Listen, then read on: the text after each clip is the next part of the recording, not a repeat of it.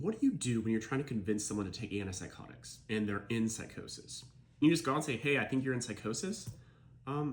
Sometimes.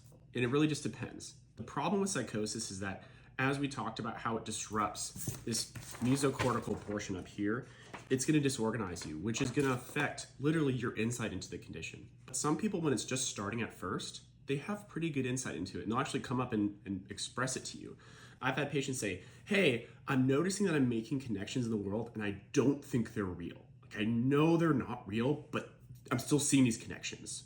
What's going on? And I'll say, this sounds like it could be clinical psychosis. And then I explain that it's mediated by excess dopamine, so we'll give you a drug that blocks the dopamine. They say, okay, that sounds good, let's do that. Here's where it gets really tough. If someone's psychosis has precipitated to the point where they're having trouble distinguishing any amount of reality from their perceptual disturbances, it can become really difficult. I'll try to get down to the fundamental amount of reasoning that this patient can do.